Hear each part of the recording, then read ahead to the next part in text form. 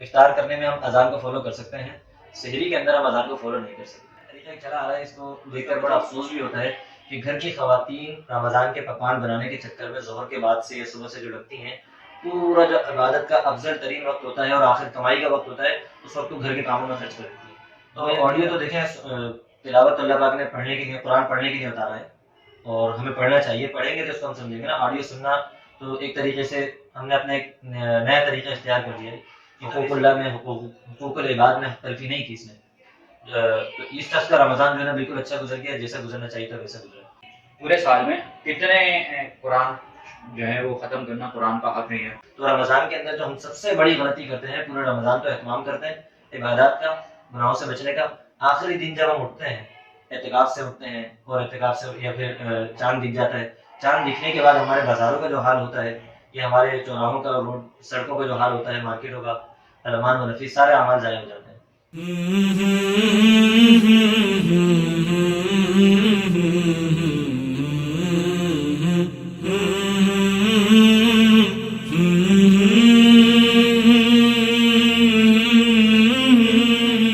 السلام علیکم میرے عزیز ہم وطنوں، امید کرتا ہوں آپ سب خیریت سے ہوں گے۔ جیسے کہ آپ سب کو پتہ ہی کہ بہت جلد انشاءاللہ رمضان اسٹارٹ ہونے والا ہے، اور ہر کسی کی یہ ایک اس کے مائنڈ میں آتا ہے کہ یار رمضان کو بہت اچھے سے ہم کیسے گزار سکیں۔ تو اس کے لیے آج ہم نے ریکویسٹ کی ہے، بہت نوجوان ہیں ماشاءاللہ، مفتی جنید صاحب، جنہوں نے اپنی ایجوکیشن کمپلیٹ کی ہے، ایک بہت بڑا نام ہے کراچی کا مدارس کے اندر، دارالعلوم کراچی، جس کے محتمم آج کل جو ہیں وہ مفتی تقی عثمانی صاحب ہے، اور مفتی تقی عثمانی صاحب بھی ماشاءاللہ کسی تعارف کے محتاج نہیں ہیں۔ اور مولانا کو آج ویڈیو میں لینے کا مقصد بھی یہ تھا کہ ماشاءاللہ یہ خود بھی نوجوان ہیں، تو یہ نوجوان جو ہیں وہ اس روٹین کو آج ہم ان سے جو پوچھیں گے اس سے ریلیٹ بھی کر سکیں گے، اور یہ خود بھی کیونکہ نوجوان ہے تو نوجوانوں کے بہت سارے ایشوز کو یہ بہت اچھے سے جو ہے نا سمجھ سکتے ہیں۔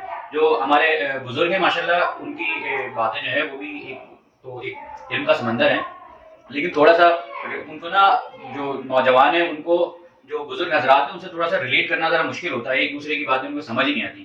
تو تھینک یو سو مچ جی، آپ نے بہت اپنے قیمتی وقت میں سے ٹائم نکالا۔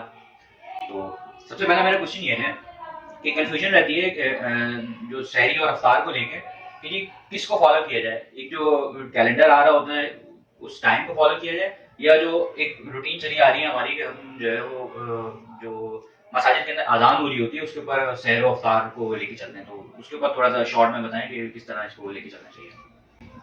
افطار کے اور سحری کے اندر یہ اپنا اچھا سوال کے سوال کے اندر اس کی ضرورت بھی ہے، معاشرے میں اس کے حوالے سے بعض اوقات کوتاہی بھی دیکھنے میں آتی ہے۔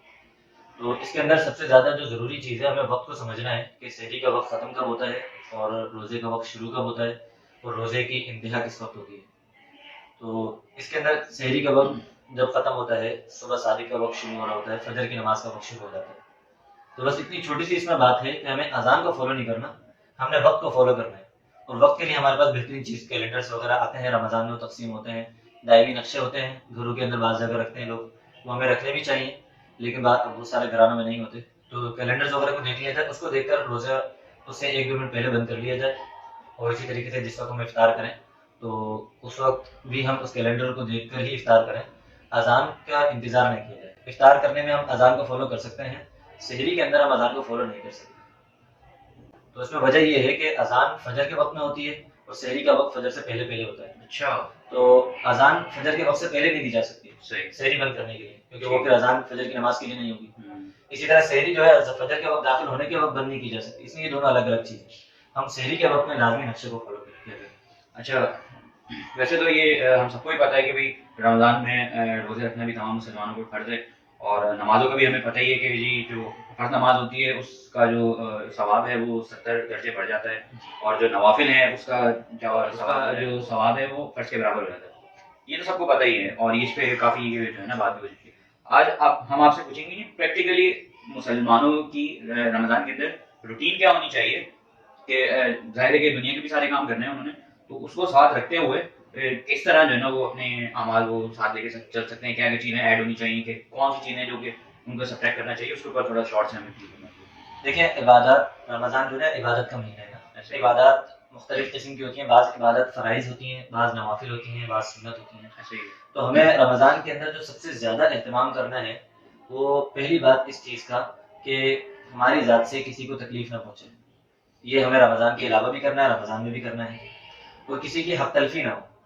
اب مثال کے طور عبادت کا نمبر تو بعد میں آتا ہے, شریعت میں پہلے حقوق العباد کا نمبر ہے, اس کی زیادہ اہمیت ہے. حقوق اللہ میں تو معافی مل سکتی ہے اللہ اگر چاہے, حقوق العباد میں کوئی معافی کا چانس نہیں ہے.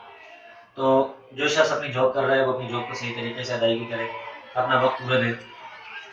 اسی طریقے سے اگر کوئی شخص اپنے رشتہ داروں کے گھر والوں کے ساتھ رویہ اچھی طریقے سے رکھے, یہ ساری چیزیں جو ہے ہمیں دیکھنے کے بعد. اب عبادت کیا کی جائے, سب سے پہلے فرائض کا اہتمام کیا جائے, فرائض 5 وقت کی نمازیں جماعت کے ساتھ ادا کرنے کی کوشش کی جائے.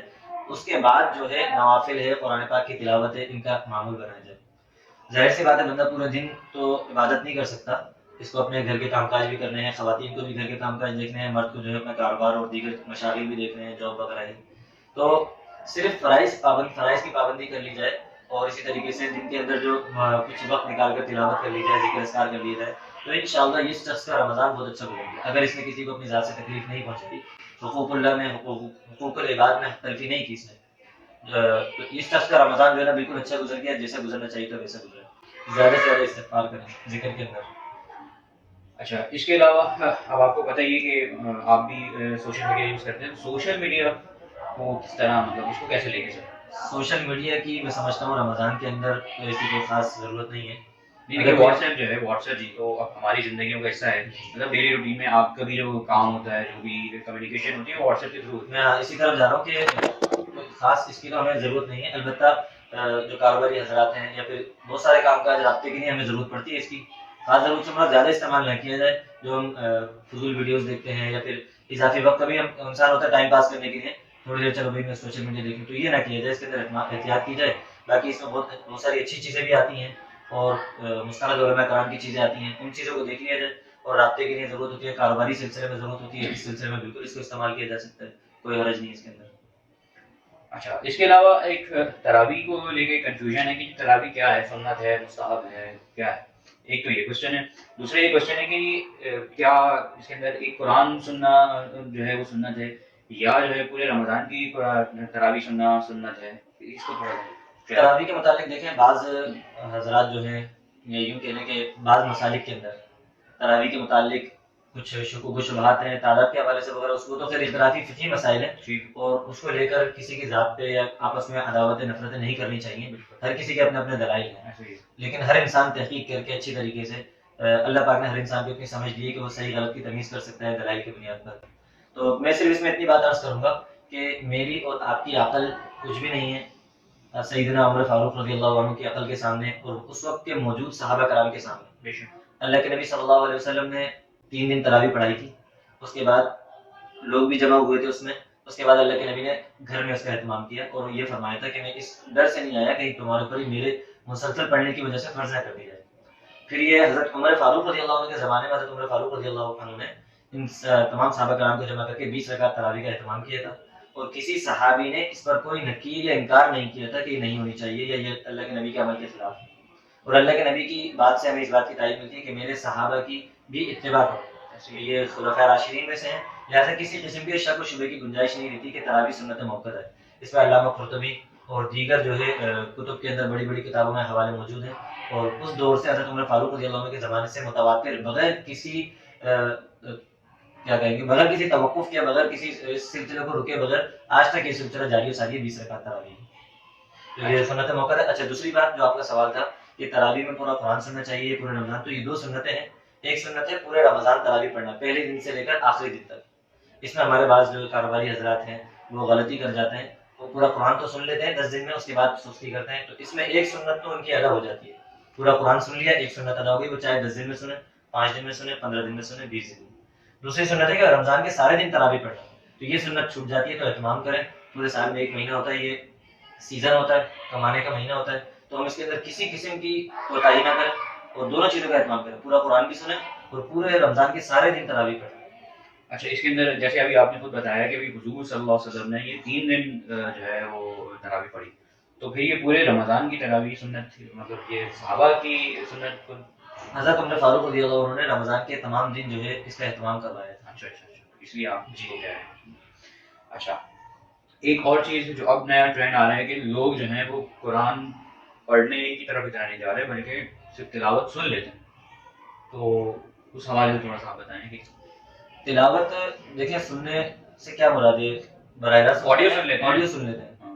تو آڈیو تو دیکھیں تلاوت تو اللہ پاک نے پڑھنے کے لیے، قرآن پڑھنے کے لیے اتارا ہے اور ہمیں پڑھنا چاہیے. پڑھیں گے تو اس کو ہم سمجھیں گے نا. آڈیو سننا تو ایک طریقے سے ہم نے اپنا ایک نیا طریقہ اختیار کر لیا ہے. یہ تو ویسے ہی کبھی بندہ قرآن سننے کا دل چاہے اپنی شوق کے لیے سننا، وہ ایک الگ چیز ہے. بہرحال قرآن آڈیو میں سننا تو کوئی فضیلت کی اور ہمارا مروجہ طریقہ نہیں ہے. اصل تو قرآن پڑھنے کے لیے اتارا ہے اللہ پاک نے. اللہ کے نبی، صحابہ کرام، تمام تابعین، تبع تابعین سب قرآن کی تلاوت کیا کرتے ہیں.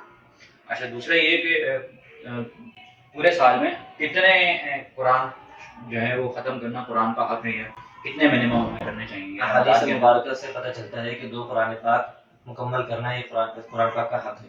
پورے سال میں 2 قرآن پاک مکمل ہونے چاہیے. ورنہ اچھا اور بہتر اور پسندیدہ طریقہ تو یہ ہے کہ روزانہ بندہ ایک پارے کی تلاوت کرے. مہینے کے اندر اس کے قرآن پاک مکمل ہو جائے، سال میں 12 قرآن میں ہو جائے تو کتنی زیادہ برکات اور انوار اس کی زندگی میں آ جائیں گے، اس کے گھر میں آ جائیں گے. گھر کے تمام افراد، ہم اپنے بڑوں کو سے سنتے ہیں کہ پہلے یہی ہوتا تھا گھروں میں تلاوتوں کی آوازیں آتی تھیں. اب ہم اپنے گھروں کا جائزہ لے لیں، مہینوں مہینوں قرآن پاک نہیں کھلتا. یہ مسلمانوں کے گھر ہے تو کوشش یہ کریں روزانہ معمول بنا. ایک پارہ اگر مشکل ہوتا ہے ایک صفحے سے شروع کر لیں. تو سال میں 2 قرآن پاک جو ہے وہ ویسے قرآن پاک کا حق ہے کہ مکمل کیے جائے. اچھا، اس کے علاوہ جو افطار کے اندر اگر کچھ آپ ہمیں یہ بتا سکیں جی شریعت کے اعتبار سے، جو کھانے پینے کے اعتبار سے کچھ اگر کوئی اس میں سے چیز ہے. کھانے پینے کے حوالے سے تو کچھ بھی نہیں ہے اس میں. جو ہمارے یہاں مروجہ طریقے ہیں یہ تو اس دور کی ایجاد ہے. ایسے ہی ورنہ روزے کا مقصد تو اللہ کی رضا کے لیے پورا دن بھوکا پیاسا رہنا اور منہیات یعنی جن چیزوں سے اللہ نے منع کیا ان چیزوں سے بچنا، اور اس بات کا استحضار رہنا، ذہن میں یہ بات حاضر رکھنا کہ اللہ تعالیٰ کی عبادت میں میں مشغول ہوں. بس یہ مقصد ہے اس کا. اور افطار اس لیے ہوتا ہے کہ وہ جو پورے دن کھانے پینے کی پابندی تھی اس کو ختم کیا جا رہا ہے، اس میں کچھ کھایا جا رہا ہے. تو اس کے اندر جو ہمارے طریقہ چلا آ رہا ہے اس کو دیکھ کر بڑا افسوس بھی ہوتا ہے کہ گھر کی خواتین رمضان کے پکوان بنانے کے چکر میں ظہر کے بعد سے یا صبح سے جو لگتی ہیں، پورا جو عبادت کا افضل ترین وقت ہوتا ہے اور آخر کمائی کا وقت ہوتا ہے اس وقت کو گھر کے کاموں میں خرچ کر دیتی ہیں. گویا کہ رمضان کا مقصد ہی یہ تھا کہ ہمیں اچھے اچھے کھانے مل جائیں. اس کے لیے تو پورا سال پڑا ہے ہم گھر میں خوب کھانے بنائیں، آرام سے کھاتے رہیں. رمضان کے اندر تو کھانے کم کر دیے ہیں. اللہ کی مزاج فطرت بھی یہی ہے نا، شریعت کا مزاج کہ پورا دن بھوکا رہنا. ہم رمضان کے اندر عصر کا وقت جو ہے، عصر سے پہلے کا وقت خواتین کھانے میں لگ جاتی ہیں اور پکانے میں لگ جاتی ہیں، اور مرد جو ہے وہ باہر لائنوں میں لگ جاتے ہیں، کبھی سموسے والے کی لائن میں، کبھی کسی چیز کی لائن میں. تو اس چیز سے ہمیں بہت اجتناب کی ضرورت ہے. یہ غلط طریقہ ہمارے یہاں رائج ہو گیا ہے. میں اس کو ناجائز نہیں کہہ رہا، لیکن یہ روزے کے اجر و ثواب اور روزے کی جو ہے اس سے برکات سے محرومی کا باعث بن جاتا ہے. صحیح. اچھا، ایک اور چیز کہ سم ٹائم ایسا ہوتا ہے کہ ہم کہیں سے آ رہے ہوتے ہیں، رستے میں ہوتے ہیں، وہاں افطار ہو جاتی ہے. تو ایک تو ہمیں یہ بتائیں کہ بھائی کس کس چیز سے افطار کی مطلب روزہ کھولا جا سکتا ہے. دوسرا یہ ہے کہ بھائی اس کو ڈیلے کتنی دیر تک کیا جاتا ہے.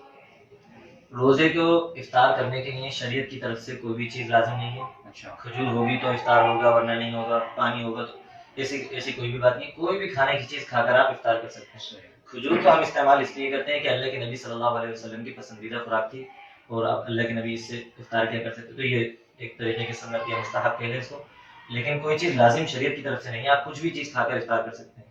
دوسری بات ڈیلے کرنے کی رہی تو جیسے ہی افطار کا وقت ہو جائے پسندیدہ اور مزاج شریعت یہی ہے کہ فوراً افطار کیا جائے.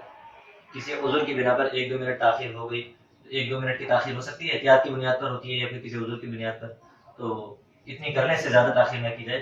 لیکن کوئی شخص مجبوری کی بنیاد پر، اس کے مطلب اختیار میں نہیں تھا، راستے میں اس کو کوئی چیز ہی نہیں ملی افطار کی اور کسی وجہ سے وہ اپنے ساتھ رکھنا بھی بھول گیا، تو جیسے موقع ملے ویسے افطار کر لے، اس کا روزہ خراب نہیں ہوگا اس کنڈیشن میں. چلیں، تھینک یو سو مچ. جزاک اللہ، آپ نے اپنا قیمتی وقت ہمیں دیا. اب آپ کوئی ایک ایسا میسج جو نوجوانوں کے لیے دینا چاہیں، کیونکہ نوجوان جو ہے وہ اس کو بھی مطلب ٹریڈیشن کی طرح لے رہے ہیں بس، اور جو ہے نا تو اس کے لیے آپ کیا کہنا چاہیں؟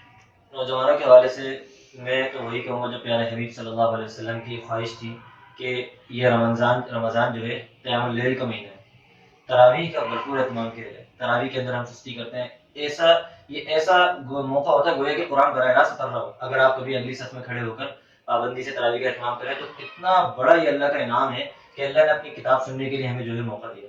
تو ہم رمضان کے اندر یہ تراویح کا اہتمام کریں. اور ایک اور پیغام جو سب سے زیادہ اہم اور قیمتی ہے، پورے اس کا میں مثال سے سمجھاؤں گا کہ ایک مستری نے، مزدور نے 10 دن 20 دن کی محنت لگا کے ایک عمارت کو کھڑا کیا. آخری دن جو ہے نا اس عمارت کے اس نے نیچے والے پلر کو توڑ کر چلے گیا، تو وہ ساری محنت اس کی ضائع ہو گئی. تو تو رمضان کے اندر جو ہم سب سے بڑی غلطی کرتے ہیں، پورے رمضان تو اہتمام کرتے ہیں عبادات کا، گناہوں سے بچنے کا، آخری دن جب ہم اٹھتے ہیں اعتکاف سے اٹھتے ہیں، اور اعتکاف سے یا پھر چاند دکھ جاتا ہے، چاند دکھنے کے بعد ہمارے بازاروں کا جو حال ہوتا ہے، یہ ہمارے چوراہوں کا، روڈ سڑکوں کا جو حال ہوتا ہے، مارکیٹوں کا، علمان و نفیس سارے اعمال ضائع ہو جاتے ہیں.